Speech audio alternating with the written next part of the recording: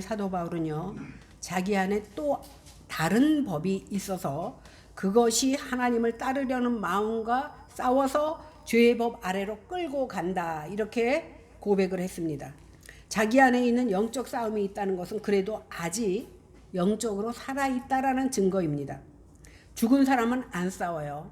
마찬가지로 예수님을 믿고 새 생명을 얻었기 때문에 우리가 영적인 싸움을 하고 갈등하는 겁니다.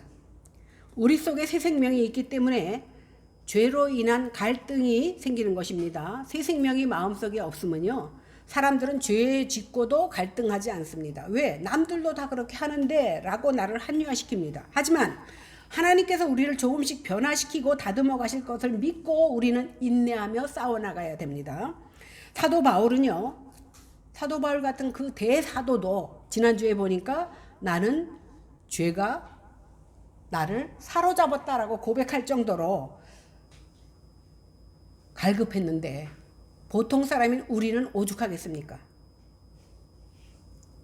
어쩌면 내면의 죄와 싸우는 일은 우리가 죽는 날까지 평생토록 해야 되는 참으로 힘든 과제 중에 하나일 겁니다. 그러나 우리 주님께서 우리를 위해서 걸어가신 그 길을 생각하며 예수님을 붙잡고 진정한 생명의 길을 전하는 복된 발걸음의 삶이 있을 수 있도록 우리는 늘 기도하며 나아가야 될 줄로 믿습니다. 지난주에요, 사도 바울이 7장 24절에 뭐라고 그랬습니까? 죄의 부정적 영향력에 대해서 말하면서 그에 대한 해결책으로 이제 예수님이 나올 줄 알았어요. 그런데 25절에 뭐라고 그랬냐면 우리 주 예수 그리스도로 인하여 갑자기 이제 막 자기의 갈등을 얘기하다가 감사한다는 말을 합니다. 이 감사와 찬양을 드린 이유가 내 자신이 마음으로는 하나님의 법을, 육신으로는 죄의 법을 섬기는 것 때문이 아니라 오늘 우리가 들어가는 8장 1절 때문에 감사한다라고 얘기하는 겁니다. 1절을 같이 보겠습니다. 시작. 그러므로 이제 그리스도 예수 안에 있는 자에게는 결코 정죄함이 없나니. 바울은 그러므로 이제 이렇게 시작합니다. 이것은요, 바울 자신이 겪은 그 갈등이 예수 그리스도의 죽음과 부활을 통해서 구원의 새로운 국면에 들어섰음을 우리에게 보여주는 겁니다. 사람은요, 누구나 마음속에 죄책감을 가지고 살아갑니다. 저도 머리가 좋지 않다 보니까 누구랑 대화하다 보면 이렇게 말할 걸 꼭 지나간 다음에 그 생각이다. 마찬가지로 그때 내가 왜 그랬지? 하나님께서 나 같은 사람을 용서해 주실까?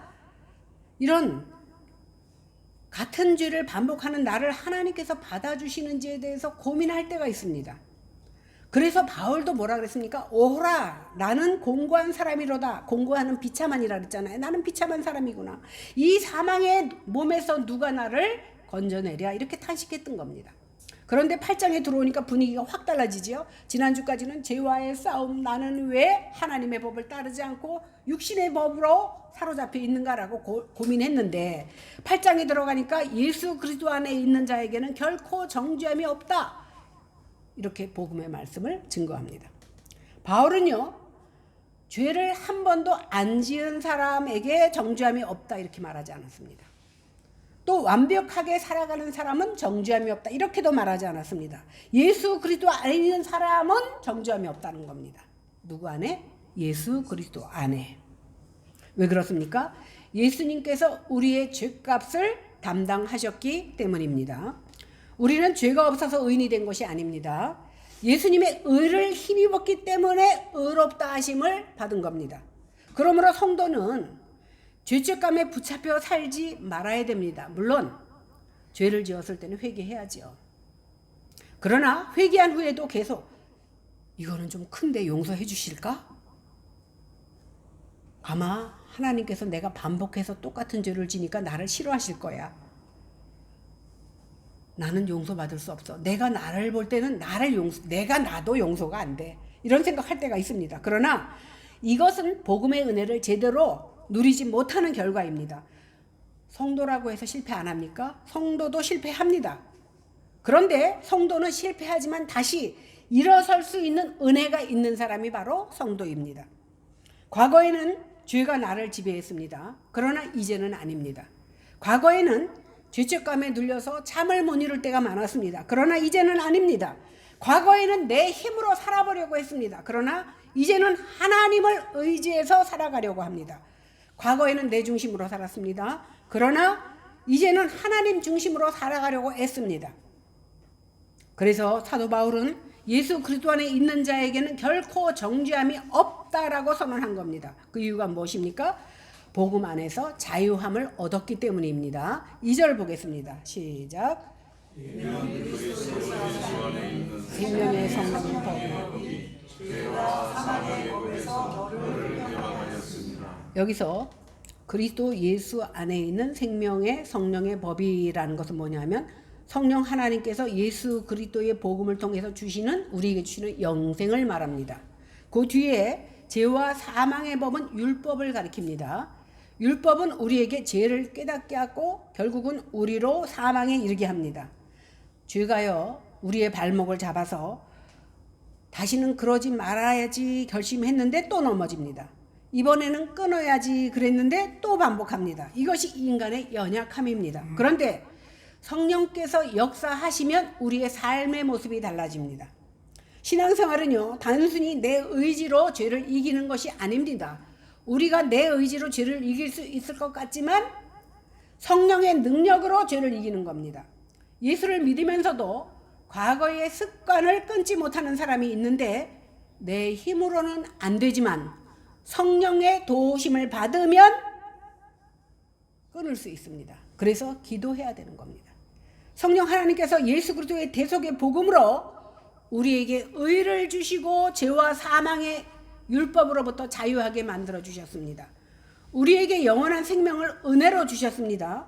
그러므로 그리스도 예수 안에 있는 생명의 성령의 법이 죄와 사망의 법에서 우리를 해방시켰다 이렇게 말하고 있습니다. 지난주와는 온도가 확실히 다르죠. 3절과 4절을 보겠습니다. 시작. 율법이 육신으로 말미암아 연약하여 할 수 없는 그것을 하나님은 하시나니 곧 죄로 말미암아 자기 아들을 죄 있는 육신의 모양으로 보내어 육신의 죄를 정하사 육신을 따르지 않고 그 영을 따라 행하는 우리에게 율법의 요구가 이루어지게 하려 하십니다. 그냥 이 성경을 성경대로 읽으면 어려워요. 그죠? 율법 자체는 거룩하고 선해요. 그죠?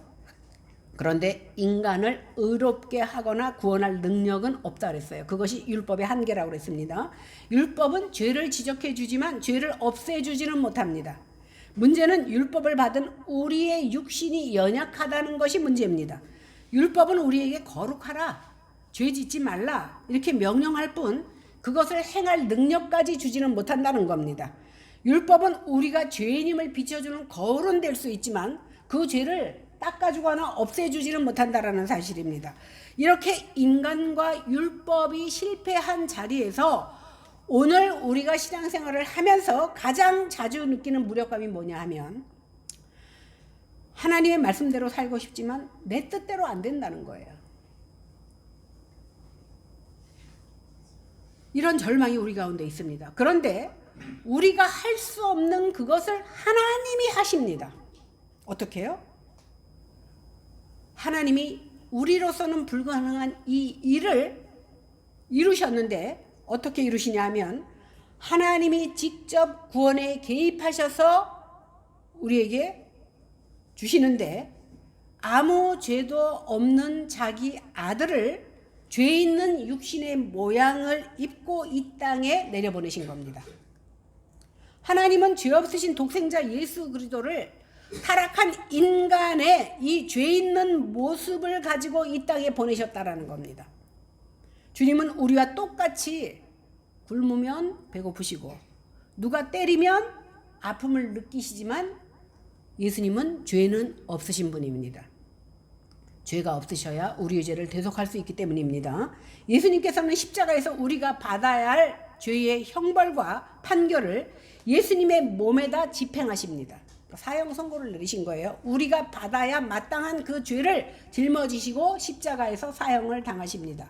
이렇게 하나님께서 예수 그리스도의 육체에 우리가 지은 죄의 형벌과 판결을 얹어 놓으셔서 예수님의 몸에 다 짊어지게 하심으로 말미암아 우리가 법적으로 의롭다 여김을 받게 된 겁니다. 율법이 요구하는 것이 뭡니까? 의로움, 즉 완전한 순종과 거룩입니다. 그런데 그리스도께서 십자가에서 율법의 형벌을 다 받으심으로 성도는 법적으로 율법의 요구를 다 채운 자로 여김을 받게 된 겁니다. 제가 번번이 말씀드렸지만 율법의 요구는 뭐예요? 완전함을 요구합니다. 100% 다 지켜야 됩니다. 그런데 아무도 그 율법을 100% 지킬 사람이 없어요. 그죠? 그래서 예수님이 필요했던 겁니다. 죄 없으신 예수님이 우리를 대신하여 십자가에서 그 형벌을 다 지시고 율법을 완성하셨기 때문에 우리가 의롭게 된 겁니다. 이것이 바로 칭의라고 합니다. 의롭다, 칭함을 받았다. 또 성령을 따르는 성도의 삶을 통해서 율법이 요구하는 거룩과 사랑이 실천됩니다. 이것이 바로 성화입니다. 그러니까 나는 할 수 없어. 그러나 성령을 통해서 우리가 거룩한 삶을 살고 이웃을 사랑하는 삶을 사는 것, 이것이 바로 성화인데 이것조차도 하나님께서 예수를 통해서 이루신다는 겁니다. 이것이 바로 구원받는 성도의 삶의 방식입니다. 육신의 욕망이 아닌 성령의 인도와 다스림을 받아 따라 걷는 삶을 살아갈 때 율법의 요구가 우리는 이룰 수 없지만 열매로 나타나는 겁니다. 그렇다면 하나님께서 아들을 십자가에 매달아 이 모든 일을 이루신 궁극적인 목적이 무엇이냐는 겁니다. 4절은 이렇게 선언합니다. 육신을 따르지 않고 그 영을 따라 행하는 우리에게 율법의 요구가 이루어지게 하려고 예수님을 보내시고 예수님을 죽이신 겁니다. 하나님이 우리에게 원하시는 것은 더 이상 억지 춘향으로 따르는 율법의 종교적인 의무가 아닙니다. 십자가의 은혜로 죄사함을 받은 우리가 이제 성령을 따라 행하는 삶을 살아가기를 하나님은 원하신다는 겁니다. 과거에는 내 육신의 욕망과 의지로 하나님의 법을 지키려다가 실패했습니다. 그죠? 내가 지키려고 애썼지만 우리는 실패했습니다. 그러나 이제는 우리 안에 거하시는 성령 하나님을 붙잡고 그분의 인도하심에 순종하여 걸어갈 때 율법이 그토록 요구했던 사랑과 거룩의 열매가 우리 삶에서 슬슬 나타나기 시작한다는 겁니다. 내가 내 힘으로 지켜나온 의가 아니라 성령께서 내 안에 이루어지시는 의로 이루어지시는 겁니다. 오늘 이 시간에도 혹 내 자신의 연약함을 보고 낙심하는 사람이 있다면 더 이상 나 자신에게서 눈을 돌려서 이제 하나님이 하신다고 선언하신 십자가의 은혜를 바라보시기 바랍니다. 내 의지와 혈기를 내려놓고 내 안에 계신 성령의 음성에 귀를 기울이시기를 바랍니다. 내 속에 가득 채워진 타락된 내가 아닌 성령을 따라 걸어갈 때 하나님께서 우리의 삶 속에서 율법의 요구를 친히 이루어 가신다라는 사실입니다. 내가 앞장서서 해결됐습니까? 내가 나서면 하나님은 그래, 너 얼마나 잘하나 보자 뒷짐지고 보고 계십니다. 실패는 시간 문제예요. 내가 주인 되었을 때는. 오늘 하루도 내 힘이 아닌 성령의 능력으로 승리하시기를 기도하겠습니다. 바울은요, 그리스도의 삶을 부연 설명하기 위해서 영과 육을 대조하면서 우리에게 말씀해 주셨잖아요. 그죠? 영에 속한 자, 육에 속한 자. 율법의 의로운 요구는요, 육신이 아니라 성령을 따라 행하는 삶을 통해서 실현됩니다. 하나님께서 그리스도인들의 마음에 성령을 보내셔서 율법의 의로운 요구에 순종할 수 있는 능력을 불어넣어 주신다라는 겁니다. 그리스도인들은요, 육신이 아니라 성령 하나님의 인도하심을 받는 자들입니다. 육이 지배하는 영역에서 이제 성령 하나님이 지배하는 영역으로 옮겨진 자들이 바로 우리들인 겁니다. 5절 보겠습니다. 시작. 육신을 따르는 자는 육신의 일을, 영을 따르는 자는 영의 일을 생각하나니. 사도 바울이 이제 두 종류로 분류하지요. 육신을 따르는 자와 영을 따르는 자. 여기서 육신은 단순히 우리의 그 생물학적인 그 몸을 얘기하는 것이 아니라 하나님을 배제하고 자기 뜻대로 살려고 하는 타락한 본성을 여기서는 육신이라 이렇게 말했습니다. 육신을 따라하는 사람의 생각은요, 다 자기중심적이에요. 그 관심사가 모든 생각이요, 육신의 일에 집중합니다. 세상의 자랑, 물질적인 욕망, 자기중심적 성공이 생각이 주를 이룹니다. 그러니 내가 무엇을 얻을까? 내가 얼마나 사람들 앞에 인정받을까? 내가 편하면 됐다. 여기에 머무릅니다. 그러니 늘 세상 일로 분주해요. 그러나 영을 따르는 자는 영의 일을 생각합니다. 여기 영은요, 성령 하나님과 그분의 다스림을 받는 거룩한 영혼을 말하고 있습니다.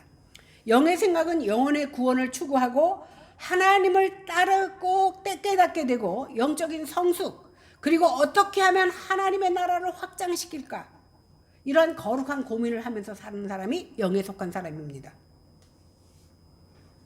그 생각의 방향이 하나님께 향해져 있습니다. 그러니까 무엇을 할지라도 세상의 방법으로 하지 아니하고 하나님이시라면, 하나님이 어떻게 하면 기뻐하실까를 먼저 생각합니다.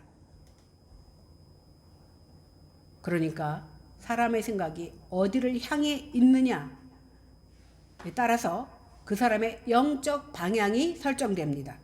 그러므로 성도는요, 매일 자신의 생각을 말씀 앞에 두고 생각을 해야 되는 겁니다. 세상은 우리에게 말하죠. 돈이면 다 해결돼. 돈이면 평안하다. 돈이 많아야 평안하다. 사람들에게 인정받으면 행복합니다. 원하는 것을 많이 가질 때 우리는 행복함을 느낀다고 생각합니다. 그러나 실제로 그렇지 않습니다. 모든 것을 가지고 마음이 평안에 없는 사람이 있는 반면에 모든 것을 다 가졌어. 우리 보기에는 너무 부러워. 그런데 그 마음에 평안이 없어. 그러나 가진 것은 없어도 하나님을 의지하는 사람에게는 놀라운 평안이 있다라는 겁니다. 왜 그렇습니까? 참된 평안은 환경에서 오는 것이 아니에요. 하나님과의 관계에서 오기 때문에 그렇습니다. 예수님을 믿는 사람에게 가장 큰 복은 문제가 하나도 없는 삶이 아닙니다. 문제는 있지만 하나님께서 우리와 함께 하시는 것, 그것이 바로 다른 부분이고 그것이 평안을 주는 부분입니다. 내가 평소에 어떤 것에 마음을 빼앗기고 무엇을 위해서 고민하며 사는지 점검해 보면 내가 육신에 속한 사람인지 아니면 영에 속한 사람인지 스스로도 판단이 가능할 줄로 믿습니다. 그러니까 신앙생활의 성패는요, 우리의 발걸음이 어디를 향해 있느냐, 그리고 우리의 마음과 생각이 무엇에 사로잡혀 있는가에 달려 있습니다. 많은 사람들이요, 세상적인 괴로움과 고통을 호소하고 있지만 그 원인이 가만히 들여다보니까 상대에게 있는 것이 아니라 나에게 있어. 나는 모든 원인을 누구 때문이라고 생각했는데 알고 보니까 다 나 때문이라는 거예요. 지금 하는 고민, 애절함, 때로는 우리가 너무 다급해서 잠을 못 이루는 그 잠을 못 이루는 것 자체도 예수님 때문에, 교회 때문에 잠을 못 자고 고민해 본 적이 있느냐는 겁니다. 하나님께서 부르실 때는 들은 척도 안 하고 있다가 내 마음대로 살다가 이제 상황이 다급하니까 뭐라 그래요? 주님, 왜 나에게 이런 고통을 주십니까? 하나님이 살아계시다면 나한테 이럴 수 있습니까? 라고 우리가 말합니다. 이렇게 나에게 고통을 주시냐고 부르짖는 모습이 내 모습이 아닌지를 돌아보시기 바랍니다. 사람의 말에 기울이지 마세요. 사람은요, 믿음의 대상이 아닙니다. 오직 하나님만 믿음의 대상이에요. 내가 어려운 일을 만났을 때 앞으로 어떠한 모습으로 살아가느냐 할 때에 아무리 가까운 사람일지라도 그 사람의 말에 신뢰해서 가지 마시기 바랍니다. 오직 하나님의 음성이 나에게 뭐라고 말씀하시는지를 귀 기울이시는 여러분들 되시기를 바랍니다. 6절 보겠습니다. 시작. 육신의 생각은 사망이요 영의 생각은 생명과 평안이니라. 바울은 육신을 따르는 자와 영을 따르는 자를 논한 후에 그 삶의 결과가 어떠한지에 대해서 말합니다. 육신의 생각은 사망. 육신의 본성을 따라 사는 삶의 궁극적인 열매는요, 세상을 따라갔더니 어떻게 하나님과 단절돼. 제가 죽음의 진정한 의미가 뭐라고 그랬죠? 우리의 육체가 죽는 것뿐만이 아니라 하나님과의 단절이 영적인 죽음이라고 말씀드렸습니다. 그러니 이 땅에서도 불안하고 내 육신이 죽어 죽음을 향해서 가고 있으니 불안하고 허무하고 아무리 먹어도 허기지고 갈증이 끊이질 않습니다. 이렇게 하나님을 떠난 인생들을 생각하고 여만하고 갈망하는 것의 결과가 뭐예요? 결국은 사망이라는 겁니다. 그들은 하나님을 떠나 있기 때문에 무지와 어두움 속에서 세상적인 것들만 생각하다가 결국은 사망에 이르고 맙니다. 뭐 나만 죽나? 다 죽지. 그러나 우리가 생각하는 것은 죽음으로, 육신의 죽음으로 끝나는 것이 아니라 죽음 이후에 반드시 영원한 삶이 보장되어 있는데 지옥에서의 영벌을 이어가느냐 아니면 천국에서 영원히 사느냐로 갈린다라는 사실입니다. 이렇게 육을 따라 생각하고 행동하는 자들은 결국 하나님 나라를 유업으로 받지 못합니다. 그러나 영의 생각은 생명과 평안이라고 합니다. 성령의 조명을 받은 생각은요, 진정한 영적 생명력을 공급하며 세상이 줄 수 없는 참 평안을 누립니다. 그래서 우리가 그리스도 안에 있으면 저 사람 내 눈으로 보기에는 입에서 불평과 불만만 나오고 한숨만 나와야 마땅한데 그 입술에서 하나님을 찬양하는 소리가 나오고 하나님 앞에 감사하는 음성이 들리는 것은 뭐예요? 내 속에 그리스도가 함께 있기 때문입니다. 그래서 가끔 사람들은 그렇게 말하죠. 예수 믿는 사람들은 똥배짱이 있대. 아무것도 없어도 뭐가 그렇게 행복하고 뭐가 그렇게 좋은지 몰라. 그것을 누려본 사람만 아는 줄로 믿습니다. 이렇게요. 육신은요, 사람을 죽게 만들지만 성령은 사람을 살립니다. 믿음으로 의롭다함을 받은 자는요, 하나님과 화평하게 되었습니다. 믿음으로 의롭다함을 받은 그리스도인들의 생명을 얻을 뿐만이 아니라 평안까지 얻습니다. 영생을 얻은 자는 영원한 생명만 얻은 것이 아니라 내가 마지막 순간까지 살아가면서 마음의 평안까지 얻는다는 사실입니다. 그런데 하나님과의 화평이 없으면 성령 하나님께서 가져다주는 그 생명과 평안도 없습니다. 따라서 여기서 말하는 평안은요, 하나님과 화목함으로써 그리스도인들에게 누리는 모든 것, 그리스도인 전체의 삶을 지배할 뿐만이 아니라 어떤 갈등도 그의 삶을 흔들 수 없는 평안을 말합니다. 그러니까 어느 것이 더 커요? 평안이 더 크면 내 속에 갈등이 있다 할지라도 평안이 그것을 덮어버린다라는 거예요. 지난주에 마찬가지잖아요. 하나님의 영을 죄의 세력이 덮어버렸잖아. 그죠? 덮어버렸다라는 게 포로가 됐다 이렇게 말씀을 드렸어요. 그런데 평안이 크니까 우리의 갈등과 고민이 포로로 잡아서 평안이 우리의 마음을 지배한다는 겁니다. 생각의 씨앗은요, 결국 열매를 맺습니다. 내 생각이 어떠한 씨앗을 뿌리느냐에 달려 있습니다. 세상적 가치관에 내 생각을 방치해두면요, 불안과 사망의 교인이 내 삶을 지배하지만 성령의 뜻에 마음을 두면 비로소 진정한 평안과 기쁨과 생명을 우리가 경험할 수 있다는 사실입니다. 7절과 8절을 같이 보겠습니다. 시작. 육신의 생각은 하나님과 원수가 되나니 이는 하나님의 법에 불복하지 아니하느냐 할 수가 없습니다. 육신에 있는 자들은 하나님을 기쁘시게 할 수 없느니라. 육신의 생각에는요, 중립지대에 머물러 있지 않습니다. 타락한 본성은요, 스스로가 주의되려 하기 때문에 하나님의 주권과 그분의 법에 반역하며 하나님의 법에 순종할 수가 없습니다. 결국 하나님과 원수가 되는 겁니다. 죄의 가장 큰 문제는 뭐냐면요, 단순히 행동 하나가 잘못되었다 이 말이 아닙니다. 죄의 중심에는 하나님보다 내가 주인이 되려고 하는 마음에 있습니다. 인생은 내 거야. 내가 결정해. 내 생각이 하나님의 생각보다 더 중요하다고 생각합니다. 이것이 바로 육신의 생각입니다. 그러나 성령께서 역사하시면 삶의 중심과 방향이 달라집니다. 내 뜻대로 하지 마옵시고 하나님의 뜻대로 하옵소서. 다르죠? 내 사업도, 내 가정도, 내 생명도 주님께 맡깁니다. 그리고 절대 내가 하나님보다 앞서지 않겠습니다. 이것이 성령을 따라 사는 사람의 삶인 겁니다. 우리가 아무리 열심을 내더라도요, 그 동기가 육신의 만족이나 즉 자기 만족을 위한 것이라면 하나님과는 이미 불화한 상태가 되는 겁니다. 오직 성령으로 거듭난 마음만이 하나님 뜻에 굴복하고 그분을 기쁘시게 하는 삶으로 나아갈 수 있습니다. 그래서 사도 바울은 성도들에게 명확한 선택과 결단을 요구합니다. 그러기 위해서 먼저 내 마음의 중심을 점검해 봐야 됩니다. 지금 나의 주된 관심사가 세상인지 아니면 하나님인지 스스로에게 물어보시기 바랍니다. 그래서 아직도 내 육신의 생각에 매여 있다면 성령의 인도를 구해야 됩니다.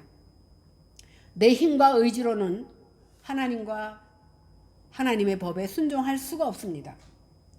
매일 기도와 말씀을 통해서 성령께서 내 생각과 감정을 다스려 주시기를 간구해야 됩니다. 그것이 생명과 평안을 선택하는 길입니다. 세상이 주는 조국함과 욕망을 버리고 성령이 주시는 생명과 참된 평안을 선택할 때 하나님이 기뻐하시는 삶을 살 뿐만 아니라 내 안에도 평안이 깃든다는 사실입니다. 육신에 매여 있는 상태에서는요, 육신에 매여 있으면서 행하는 그 도덕적인 행위는 결코 하나님을 기쁘게 할 수 없습니다. 거듭나지 않은 본성으로는 하나님의 거룩한 기준을 충족시킬 수가 없고 하나님을 기쁘게 할 수 없습니다. 우리는 사람 보라고 행위할 수 있습니다. 그죠? 사람 보라고 선한 일도 하고 좋은 일도 하고 나를 드러내기를 원합니다. 그러나 그것으로는 하나님을 기쁘게 할 수 없다라는 겁니다. 그렇다고 인간의 선행을 부정하는 거 아니에요. 하지 말라는 거 아닙니다. 사람이 육신을 의지하여서는 하나님께 갈 수 없다라는 뜻입니다. 그래서 아무리 착한 일을 많이 해도 사람들 앞에 인정받아도 하나님 앞에서 의롭다고 칭함을 받을 수는 없습니다. 구원은 우리의 공로가 아니라 예수 그리스도의 은혜로 주어지기 때문에 내가 아무리 선한 일을 많이 한다 할지라도 하나님을 믿는 믿음이 없으면 구원받지 못한다는 사실입니다. 그러므로 성도의 삶은요, 이렇게 돼야 됩니다. 구원받기 위해서 선한 일을 하는 것이 아니라 구원받았기 때문에 선한 일을 하는 겁니다. 사랑받기 위해서 하나님을 섬기는 것이 아니라 이미 내가 하나님께 그 사랑을 받았기 때문에 받은 것을 공짜로 나눠주는 겁니다. 이것이 복음적인 신앙입니다. 이제 육신의 생각을 십자가에 못 박고 영의 생각을 쫓아 하나님께 기쁨이 되는 성도들이 되어야 됩니다. 그러니까 우리의 생각이 여지껏 잘못되었다면 초점을 어디에 맞춰? 하나님께. 하나님을 우선순위로 둘 때 우리의 삶의 모습도 달라질 수 있는 줄로 믿습니다. 성령을 쫓아 행하는 그리스도인의 삶은 율법 없이 살거나 율법을 무시하는 삶이 아닙니다. 율법의 의로운 요구를 성취해 나가며 살아가는 겁니다. 유대인들은요, 율법에 대한 복종을 너무 좋게 생각해서 율법이 자기 민족의 특별한 그 특권으로 간주했지만 바울은 이러한 율법 이해가 육신을 지향하는 태도에 불과하다라고 말해왔습니다. 타락한 인간은요, 내가 피조물이라는 것을 자꾸 잊어버려. 내가 마치 주인이라고 생각을 합니다. 세상 지향적이고 자기 만족 중심적인 삶을 살다 보니까 그것이 결국은 하나님과 원수가 되고 하나님의 법에 복종하기를 거부하는 모습으로 나타나는 겁니다. 내가 입으로는 아니라고 말하지만 내 삶은 하나님을 거부한다라는 겁니다. 타락한 아담의 후손들은요, 하나님의 율법에 복종할 수가 없습니다. 육의 세력에 의해서 지배를 받으면서 동시에 하나님 앞에 순종할 수 없는 거예요. 근데 양다리를 거칠 수가 없어. 내가 하나님을 믿지 않으면서 하나님을 믿는 척 할 수 없다라는 겁니다. 타락한 인간들도 때때로 선을 행해요. 그죠? 믿지 않는 사람 가운데서도 얼마나 선한 일을 많이 하는 사람 많습니까? 하지만 그들의 잘못된 동기로 선을 행하기도 합니다. 그런데 그 선이 그들을 구원하지 못한다라는 거예요. 그 선이 하나님 앞에 영광을 돌리지 못한다는 사실입니다. 이 시간 성령 하나님께서 우리에게 은혜를 주셔서 육신의 생각은 하나님과 원수된다는 사실을 깨닫기를 바랍니다. 하나님의 법에 굴복하지 아니할 뿐만 아니라 할 수도 없는 존재가 바로 우리라는 사실을 깨달아서 육신에 있는 자들은 결코 하나님을 기쁘시게 할 수 없다라는 그 사실 앞에 우리가 무릎을 꿇기를 바랍니다. 그래서 우리로 하여금 예수 그리스도 안에 있는 생명의 성령님의 법이 우리를 죄와 사망의 법에서 해방시켜 준다는 사실을 알고 그 은혜에 굳건히 세워져 나가는 저와 여러분이 되시기를 바랍니다. 그래서 성령 하나님의 도우심을 힘입어 하나님의 법에 굴복하며 율법의 요구를 온전히 이루어 나가며, 온전히는 못하지만 이루어 나가려고 애쓰는 모습으로 살아야 될 줄로 믿습니다. 여러분, 아직도 마음속에 정죄감이 있다면 이제 나를 내려놓으세요. 예수 그리스도께 나를 내려놓고 진정으로 이렇게 오늘 주일날 나왔잖아요. 이게 아니라 내 마음 다 버리고 온전히 주님 앞에 나오시기 바랍니다. 혹시 반복되는 죄 때문에 낙심하고 있다면 성령의 도우심을 구하시기 바랍니다. 혹시 마음에 평안이 없고 잠을 이루지 못하는 분이 있다면 세상이 아니라 하나님을 바라보시기 바랍니다. 그리고 오늘 이 말씀을 마음에 새기십시오. 그러므로 이제 그리스도 예수 안에 있는 자에게는 결코 정죄함이 없다. 이것이 우리의 신분입니다. 내가 완벽해서 하나님 앞에 사랑받는 게 아닙니다. 그리스도 안에 있기 때문에 사랑받는 겁니다. 그러므로 다시 일어나서 성령을 의지하는 여러분들 되시기를 바랍니다. 그리고 말씀을 붙드시기 바랍니다. 그리고 하나님을 기쁘시게 하는 삶을 어떻게 하면 살아갈까를 오늘도 고민하며 살아가는 저와 여러분이 되시기를 주님의 이름으로 간절히 축원합니다. 기도하겠습니다. 하나님, 우리는 지난주에 사도 바울의 갈등의 모습을 보며 위로를 받았습니다. 왜? 사도 바울도 저토록 갈등하는데 우리랴. 그러나 오늘은 귀한 반전을 우리에게 허락합니다. 우리가 그리스도 예수 안에 있는 자에게는 결코 정죄함이 없다고 하셨습니다. 우리는 율법을 다 지키지 못합니다. 우리는 죄인입니다. 그러나 그리스도 예수 안에 있기 때문에 사탄이 함부로 건드릴 수 없는 하나님 앞에 의롭다 칭함을 받은 자가 되었고, 그것 때문에 우리는 조금씩 하나님을 기쁘시게 하는 삶으로 열매를 맺어가는 줄로 믿습니다. 하나님, 우리의 지금까지의 모습은 실망 그 자체이지만 이제 이후로 조금씩 하나님을 기뻐하게 하는 삶으로 나아가는 저희들이 다 될 수 있도록 성령님 도와주시옵소서. 감사드리며 예수님 이름으로 기도했습니다. 아멘. 찬송가 630장입니다.